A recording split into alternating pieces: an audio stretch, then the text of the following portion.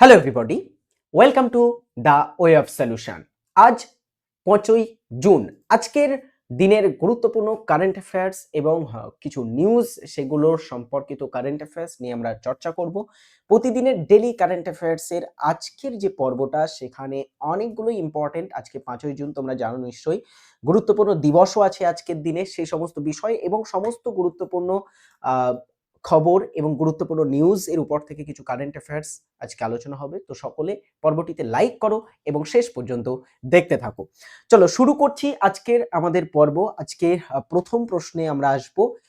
চাকরির পরীক্ষার জন্য সেরা প্রস্তুতি নিতে পারো তোমরা এখন বাড়িতে বসেই TWS একাডেমি অ্যাপের সাথে। তো যারা এখনো ডাউনলোড করোনি, এভরিবডি সকলে ডাউনলোড করো TWS academy app. First questions স্ক্রিনে। 2026 সালের বিশ্ব পরিবেশ দিবসের অফিসিয়াল থিম কি রাখা হয়েছে? আজকের দিন অর্থাৎ 5ই জুন প্রতি বছরে পালন করা হয় বিশ্ব পরিবেশ দিবস। তো আজকের দিনে 5ই জুন 2026 বিশ্ব পরিবেশ দিবস হিসাবে কি থিম বা প্রতিপাদ্য রাখা হয়েছে? সঠিক উত্তর হচ্ছে dear students, inspired by nature for climate for our future. Option C is right answer. দেখো, world environment day is celebrated annually on June 5th। 5ই জুন আমরা প্রতি বছরে বিশ্ব পরিবেশ দিবস পালন করি। The theme for world environment day 2026 is inspired by nature for climate for our future, অর্থাৎ প্রকৃতি থেকে অনুপ্রাণিত, জলবায়ুর জন্য, আমাদের ভবিষ্যতের জন্য।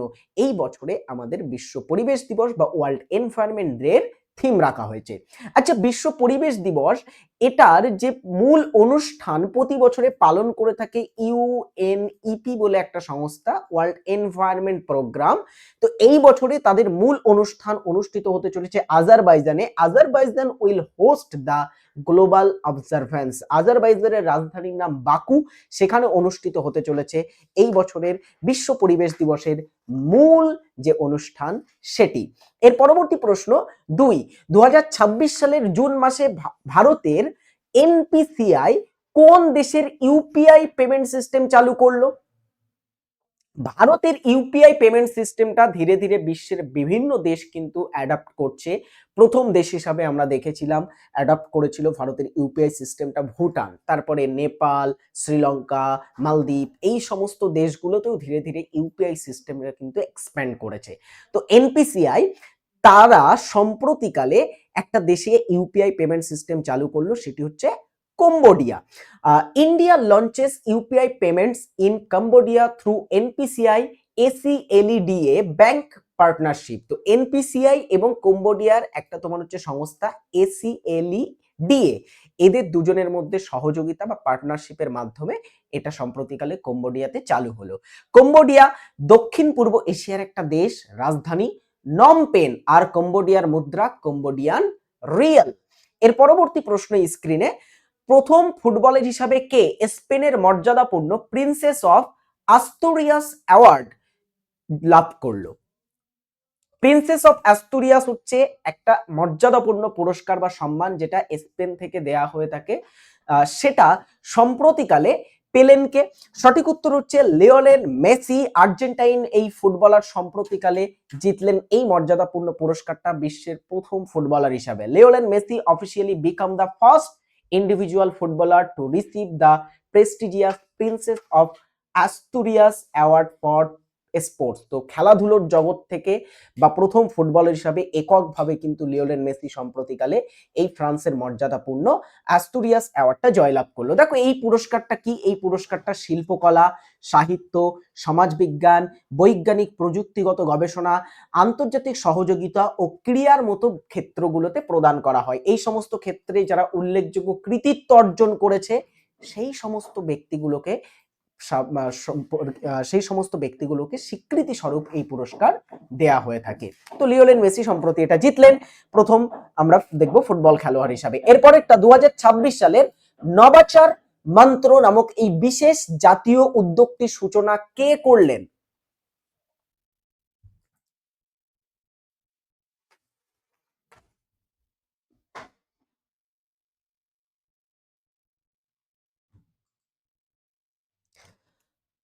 নবাচার মন্ত্র নামে এই বিশেষ জাতীয় উদ্যোগটি সূচনা করলেন সম্প্রতিকালে কেন্দ্রীয় মন্ত্রী জয়ন্ত চৌধুরী। ইউনিয়ন মিনিস্টার কেন্দ্রীয় মন্ত্রী Shri Jayant Chaudhary launches Navachar Mantra a national initiative for grassroot investor and entrepreneurs. তো এখানে বলা হচ্ছে সম্প্রতিকালে জয়ন্ত চৌধুরী যিনি কেন্দ্রীয় মন্ত্রী তিনি লঞ্চ করলেন নবাচার মন্ত্র বলে একটা বিশেষ ইনিশিয়েটিভ, একটা জাতীয় উদ্যোগ। এই উদ্যোগটা তৃণমূল স্তর বা গ্রাসরুট লেভেলে ইনভেস্টর এবং এন্টারপ্রেনিয়ারদেরকে তোমার হচ্ছে তাদের জন্য বিশেষ করে এই সম্প্রতিকালে উদ্যোগটি লঞ্চ করা হলো। এর পরবর্তী প্রশ্ন, সম্প্রতি সৌদি আরবে ভারতের পরবর্তী রাষ্ট্রদূত হিসাবে নিযুক্ত করা হলো কাকে? শ্রী বিপুল, শ্রী তরণজিৎ সিং, শ্রী বিনয় মোহন নাকি শ্রী কম্বোজ? কাকে সম্প্রতিকালে সৌদি আরবের পরবর্তী রাষ্ট্রদূত হিসাবে নিযুক্ত করা হলো? সৌদি আরব বা কিংডম অফ সৌদি আরবের পরবর্তী রাষ্ট্রদূত হতে চলেছেন শ্রী বিপুল। দেখো, Shri Vipul appointed as the next ambassador of India to kingdom of Saudi Arabia. তো সৌদি আরবে পরবর্তী রাষ্ট্রদূত হতে চলেছেন শ্রী বিপুল। আচ্ছা, ইনি বর্তমানে রাষ্ট্রদূত হিসাবে কাতারে অ্যাপয়েন্টেড আছেন। তো কাতারের রাষ্ট্রপতি তিনি আছেন বর্তমানে, পরবর্তীতে সৌদি আরবের রাষ্ট্রপতি হতে চলেছেন। সৌদি আরব রাজধানীর নাম রিয়াদ, সৌদি আরবের মুদ্রার নাম সৌদি রিয়াল। নেক্সট, 2026 সালে সম্প্রতি আন্তর্জাতিক বাণিজ্যে আলোচনা বা খবরে থাকা সেকশন 301 বা সেকশন 301 কোন দেশের একটি বিখ্যাত বাণিজ্য আইন?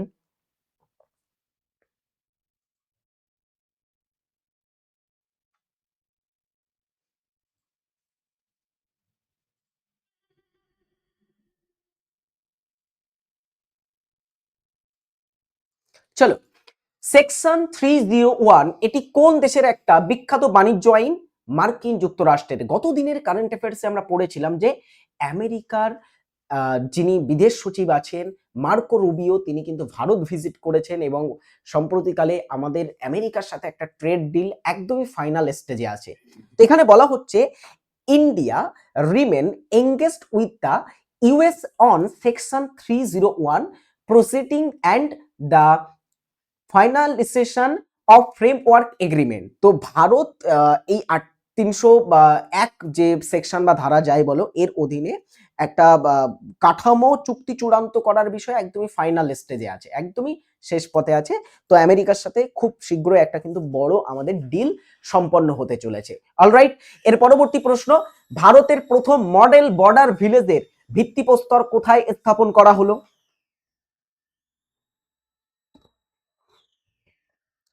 ভারতবর্ষের প্রথম মডেল বর্ডার ভিলেজের ভিত্তিপ্রস্তর স্থাপন করা হলো চুমুর, যেটা লাদাখ কেন্দ্রশাসিত অঞ্চলে অবস্থিত। এলজি, লাদাখের যিনি এলজি আছেন lieutenant governor Vinay Kumar Saxena lays foundation, তিনি ভিত্তিপ্রস্তর স্থাপন করলেন for the first model border village at Chumur under vibrant village programme, vibrant village programme. তো ভাইব্রেন্ট ভিলেজ প্রোগ্রাম এটা একটা কেন্দ্র সরকারের ফ্ল্যাগশিপ উদ্যোগ, তার আন্ডারে ডিয়ার স্টুডেন্টস সম্প্রতিকালে মডেল বর্ডার ভিলেজের ভিত্তিপ্রস্তর স্থাপন করলেন লাদাখের যিনি লেফটেন্যান্ট গভর্নর বিনয় কুমার সাক্সেনা। কোথায়? চুমুর অঞ্চলে। এরপরেরটা, বিশ্বের প্রথম বিশ্ব যোগাসন চ্যাম্পিয়নশিপ কোন শহরে আয়োজিত হতে চলেছে?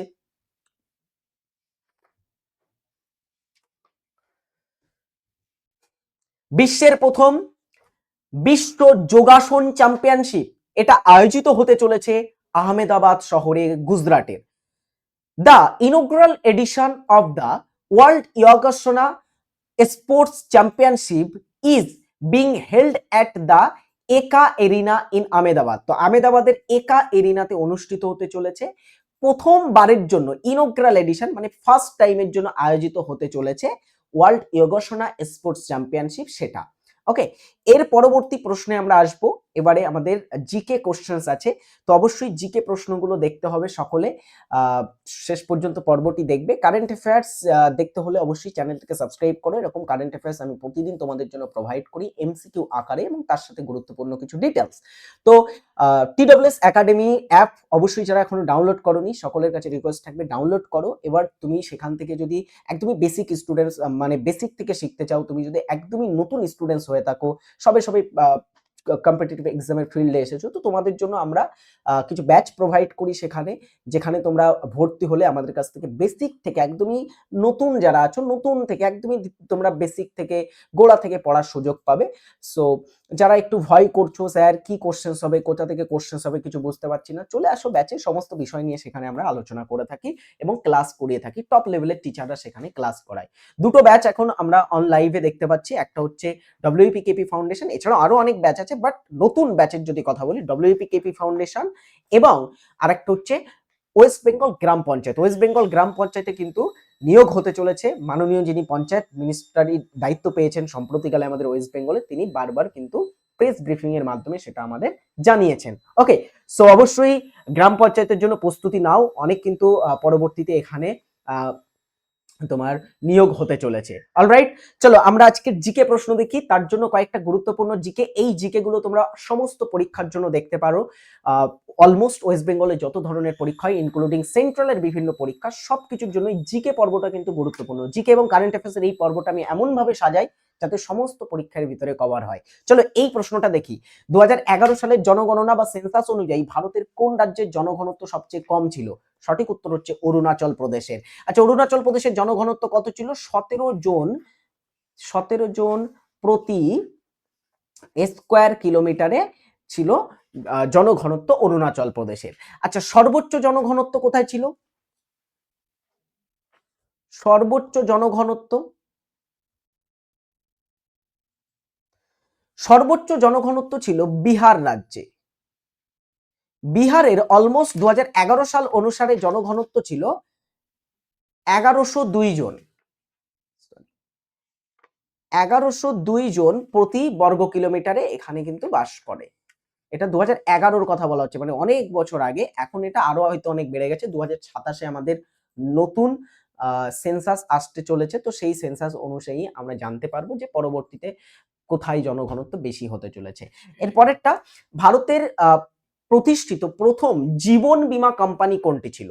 জীবন বীমা মানে হচ্ছে লাইফ ইন্স্যুরেন্স কোম্পানি, যেমন বর্তমানে LIC খুব বড় একটা লাইফ ইন্স্যুরেন্স কোম্পানি, কিন্তু ভারতবর্ষের প্রথম লাইফ ইন্স্যুরেন্স কোম্পানির নাম কি ছিল?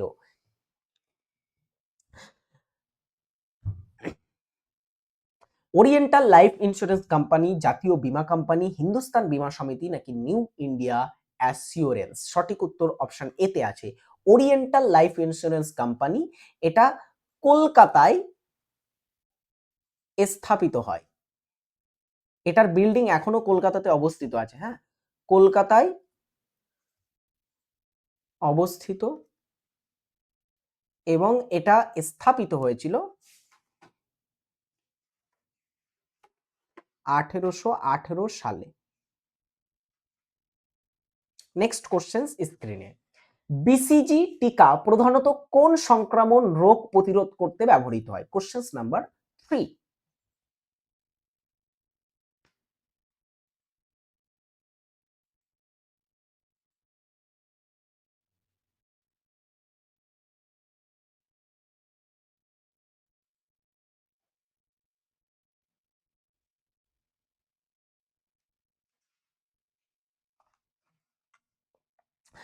BCG টিকা প্রধানত কোন রোগ প্রতিরোধ করতে ব্যবহৃত হয়ে থাকে? যক্ষ্মা বা টিবি প্রতিরোধে ব্যবহার করা হয়ে থাকে। নেওড়া ভ্যালি জাতীয় উদ্যান ভারতের কোন রাজ্যে অবস্থিত?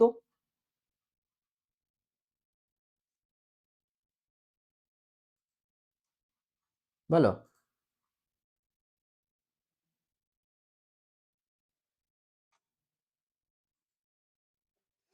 সঠিক উত্তর হচ্ছে পশ্চিমবঙ্গ। পশ্চিমবঙ্গের কালিম্পং জেলাতে এটা অবস্থিত আছে, কালিম্পং জেলায়।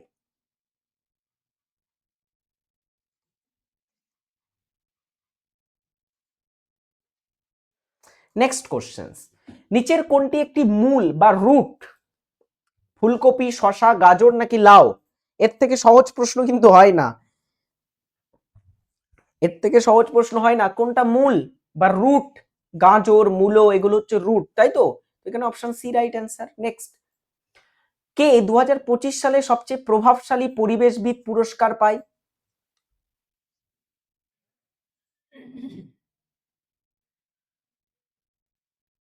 দু সালের সবচেয়ে প্রভাবশালী পরিবেশবিদের পুরস্কারটি পেয়েছিলেন কে জানো? তিনি হলেন Acharya Prashant. Acharya Prashant, option A is right answer. ভারতে ক্রিপস মিশনের সময় ব্রিটিশ প্রধানমন্ত্রী কে ছিলেন? ক্রিপস মিশন ভারতে আসে কবে?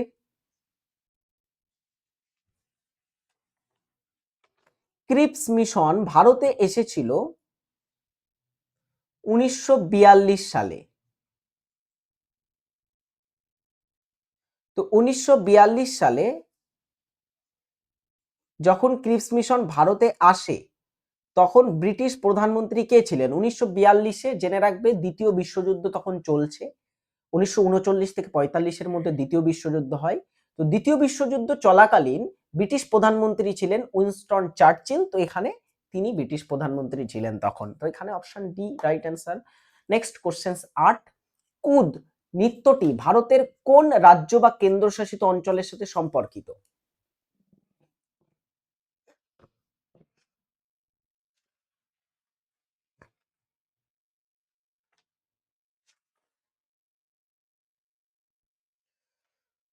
কুদ বলে নৃত্যটি কোন রাজ্য বা কেন্দ্রশাসিত অঞ্চলের সাথে সম্পর্কিত? সঠিক উত্তর জম্মু ও কাশ্মীর। চলো, জম্মু অ্যান্ড কাশ্মীরের যদি আমরা কথা বলি, জম্মু কাশ্মীরে অনেক নৃত্য খুবই কিন্তু গুরুত্বপূর্ণ নৃত্য আমরা দেখতে পাই জম্মু ও কাশ্মীরে। নৃত্য বা ড্যান্সের যদি কথা বলা হয়, এখানে খুব গুরুত্বপূর্ণ নৃত্যের মধ্যে আছে প্রথমত কুদ। কুদ ছাড়াও জেনে রাখবে আরেকটা নৃত্যের নাম, সেটা হচ্ছে হিকাত। কুদ, হিকাত। হিকাত ছাড়া আরেকটা নৃত্য হচ্ছে রাউফ। তো কুদ, হিকাত, রাউফ এগুলো হচ্ছে কোথাকার নৃত্য? এগুলো জম্মু অ্যান্ড কাশ্মীরের নৃত্য। ভারতের প্রথম সংবাদপত্র কোনটি?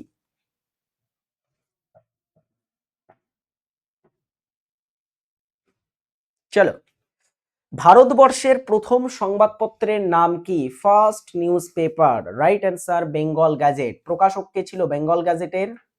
কমেন্ট করো সকলে, প্রকাশক কে ছিল?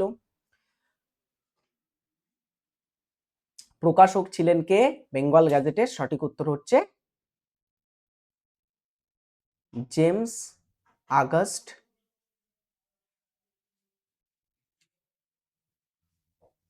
হিকি। এটাকে হিকির বেঙ্গল গ্যাজেটও বলা হয়ে থাকে। ওকে, এরপরে, গতীয় ঘর্ষণের মান স্থির ঘর্ষণের তুলনায় সমান, কম, বেশি নাকি সমান অথবা বেশি?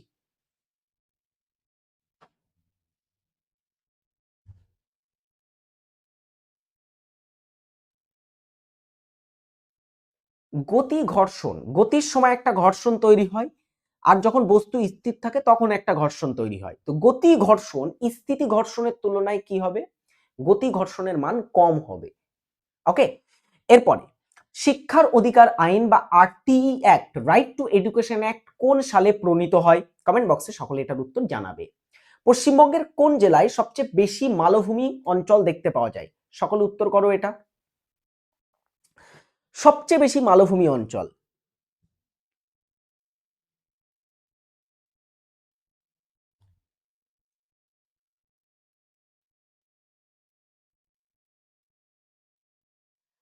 পশ্চিমবঙ্গের মালভূমি অঞ্চল দেখতে পাওয়া যায় অনেকগুলো জেলাতেই, পুরুলিয়া, পশ্চিম বর্ধমান, বাঁকুড়া, তারপরে কি আছে তোমার বীরভূম, তারপরে ঝাড়গ্রাম, এইসব জায়গাতে আমরা কিন্তু কিছু পাহাড় দেখতে পাই, মালভূমি দেখতে পাই। ঠিক আছে, সো পাহাড় মালভূমি যে দেখতে পাওয়া যায়, পশ্চিমবঙ্গে সবচেয়ে বেশি আমরা মালভূমি দেখতে পাই পুরুলিয়াতে, পুরুলিয়া। আইপিএল এ প্রথম ফাস্ট বোলার হিসাবে 200টি উইকেট নেওয়ার নজির গড়লেন কোন ভারতীয় বোলার? দেখো, আইপিএল এর ইতিহাসে সব থেকে বেশি উইকেট আছে কার জানো? সেটি হলো যুজবেন্দ্র চাহালের। যুজবেন্দ্র চাহাল তোমার 200টিরও বেশি উইকেট নিয়ে রেখেছেন, বাট যুজবেন্দ্র চাহাল হচ্ছেন একজন স্পিন বোলার, তিনি ফাস্ট বোলার নয়। ফাস্ট বোলার হিসাবে যারা লং রান আপ নিয়ে বল করে, সেই ফাস্ট বোলার হিসাবে প্রথম বোলার হিসাবে 200টি উইকেট নেওয়ার নজির করলেন ভুবনেশ্বর কুমার, এবং এই বছরে আরসিবির আইপিএল উইনিং দলের কিন্তু তিনি একজন সদস্যও ছিলেন। আইপিএল এ আরসিবির কিন্তু প্রধান বোলার তিনি ছিলেন। যদি তোর ডাক শুনে কেউ না আসে তবে একলা চরণে গানটি কার লেখা?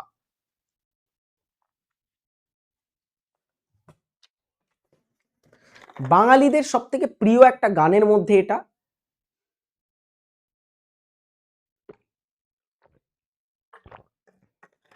বাঙালিদের মন খারাপের দিনের একটা গান, যদি তোর ডাক শুনে কেউ না আসে তবে একলা চলো রে। এক্স্যাক্টলি আমাদের সেটাই করা উচিত। হ্যাঁ, যদি তোর ডাক শুনে কেউ না আসে সবসময় একাই চলার চেষ্টা করো। ঠিক আছে, তো এখানে সঠিক উত্তর হচ্ছে রবীন্দ্রনাথ ঠাকুর এই বিখ্যাত গানটি লিখেছিলেন। ড্যাশ এককবিহীন ভৌত রাশি কোনটি এর ভিতরে একটা এককবিহীন ভৌত রাশি?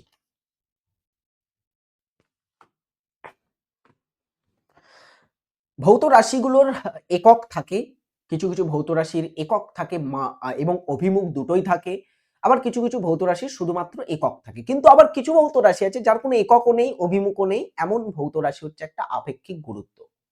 এবারে দেখো এখানে যেমন ঘনত্ব, স্যার ঘনত্বর কি একক আছে? একদমই আছে। ঘনত্বের যদি আমরা এসআই এককের কথা বলি সেটা হচ্ছে কিলোগ্রাম পার মিটার কিউব, এটা হচ্ছে ঘনত্ব। কোণের একক হচ্ছে রেডিয়ান বা ডিগ্রি, রেডিয়ানের ব্যবহার করা হয়ে থাকে কোণ পরিমাপ করতে। আর লিনতাপ পরিমাপ করা হয়ে থাকে জুল পার কেজি, তাই তো? এইভাবে পরিমাপ করা হয়। এগুলোর কিন্তু একক আছে, এগুলো হচ্ছে এদের একক, বাট আপেক্ষিক গুরুত্বর আমরা একক পাই না, একক বিহীন রাশি। এটা একটু দেখো।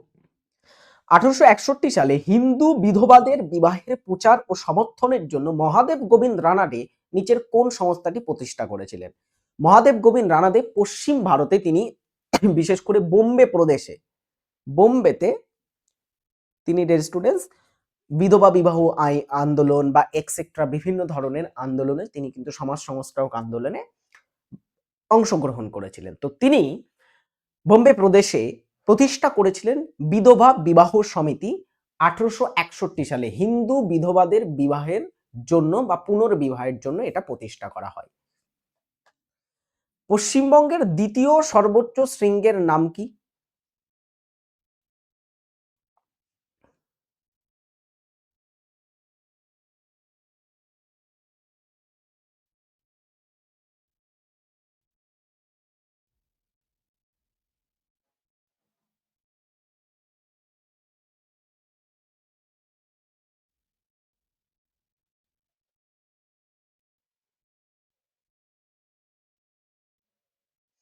পশ্চিমবঙ্গের দ্বিতীয় সর্বোচ্চ শৃঙ্গ হচ্ছে ফালুট। ড্যাশ রাজ্য দীর্ঘতম উপকূল রেখা রয়েছে? কোন রাজ্যের সব থেকে ভারতবর্ষের দীর্ঘতম উপকূল রেখা, কোস্ট লাইন? ভারতবর্ষে 9টি রাজ্য আছে উপকূল রেখায়, তাই তো? 9টি রাজ্য।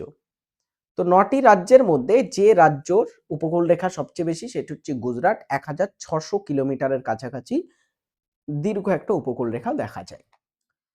গুজরাটের দুটি উপকূল রেখা, কচ্ছ এবং কাথিয়াবাড় উপকূল রেখা নিয়ে গড়ে উঠেছে গুজরাটের উপকূল রেখা। আইএলও বা ইন্টারন্যাশনাল লেবার অর্গানাইজেশন বা আন্তর্জাতিক শ্রম সংস্থা, তার সদর দপ্তর কোথায় অবস্থিত?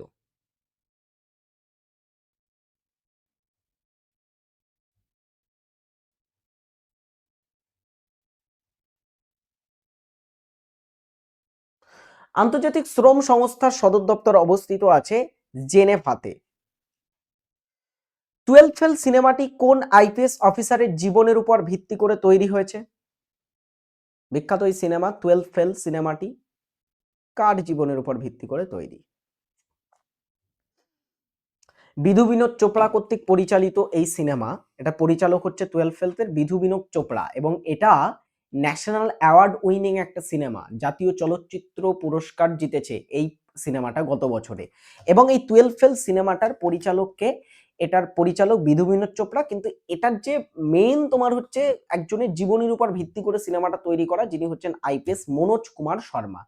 আর এই মনোজ কুমার শর্মার চরিত্রে যিনি অভিনয় করেছেন সিনেমার মধ্যে তিনি হচ্ছেন অভিনেতা বিক্রান্ত ম্যাসি। বিহারের মুখ্যমন্ত্রী বর্তমানে কে আছেন? তেজস্বী যাদব, নীতিশ কুমার, সম্রাট চৌধুরী, রাজেন্দ্র আল্লেকার। বিহারের মুখ্যমন্ত্রী কে?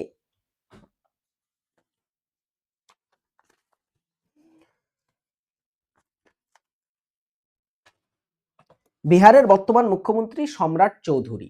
চলো, ভালো থাকবে সকলে। আজকের আমাদের জিকে এবং কারেন্ট অ্যাফেয়ার্স নিয়ে আলোচনা হলো। নেক্সট পর্বে তোমাদের সাথে দেখা হচ্ছে।